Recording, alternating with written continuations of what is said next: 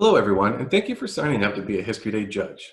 This program would not be possible without your willingness to donate your time and expertise to enrich our young scholars' lives. The purpose of this video is to review the rules for the exhibit category. There are general rules that apply for all categories, but those will be covered during a training session or with another video.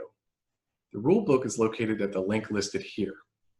Judges will receive directions for viewing projects and materials from their contest coordinator in the weeks leading up to the contest. Now, what is an exhibit? An exhibit is a three-dimensional physical and visual representation of a student's historical argument, research, and interpretation of their topic's significance in history. Starting for the 2020-2021 contest season, there are two significant changes to the exhibit category.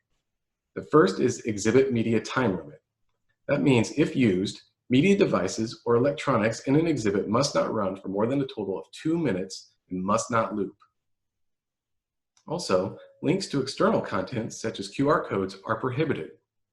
This means students cannot direct you to more information or analysis outside of their own exhibit space. Now, every exhibit should have all of these elements. An exhibit should have student analysis, and it must be clear and evident to the viewer in the exhibit itself and not rely on supplemental material or media devices to deliver their message.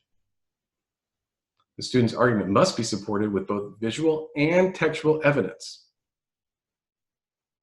The exhibit must conform to all general and category rules, and an exhibit cannot include takeaway items for judges or others attending the contest, and this would include things like candy. Next, you must recognize that there are some size requirements. The overall size of an exhibit when displayed for judging must be no larger than 40 inches wide, 30 inches deep, and 72 inches high. And this goes for the typical trifold board that most students use. Now, some students will create a circular or square rotating exhibit, and those must be no more than 30 inches in diameter or diagonal. Measurement of the exhibit does not include the table on which it rests, but it does include any bases or tables or drapes provided by the student or students and the supplemental materials placed on that table in front of the exhibit. Now, on paper, the rules pertaining to the word limit can seem daunting, but it really is quite simple. There's a 500-word limit that applies to all student-composed words. Each word or number counts as one word. Examples and instructions about counting words are provided on the next slide, but let's get a little more specific about what does and does not count. The following does count: text that students write, and this includes titles, subtitles, captions, graphs, timelines, media devices, or supplemental materials.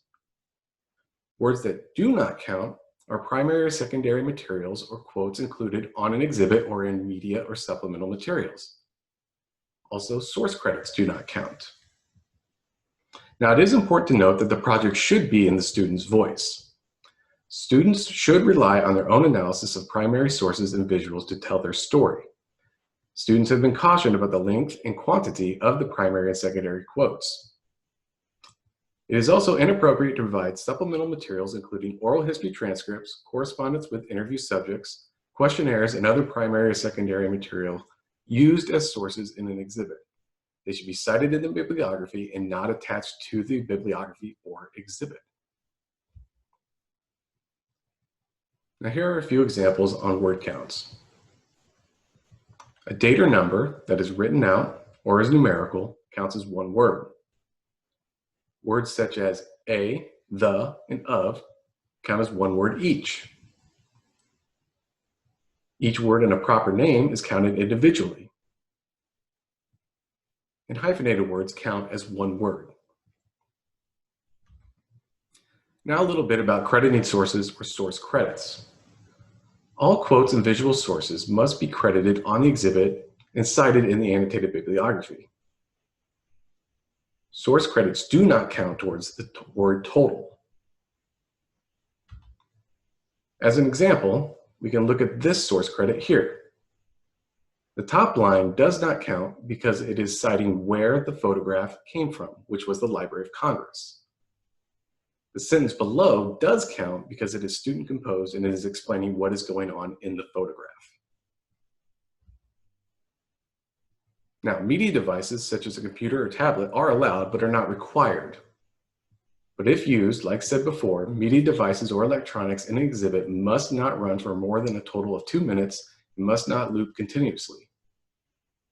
Any media devices cannot include dramatic or narrative student involvement. Judges must be able to control media devices by using clearly visible, accessible, on and off, and volume controls. Media devices must fit within the size and word limits of the exhibit.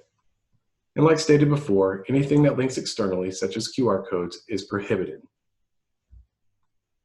Finally, there are some required written materials. Students must provide a process paper and annotated bibliography. Students are told to supply multiple copies as they may be needed by you or contest coordinators. These materials should be readily available at the exhibit. Feel free to take a copy back to the judge room for further analysis. Again, thank you for signing up to be a History Day judge. Any further questions should be directed to your contest coordinator. Happy History Day, everyone!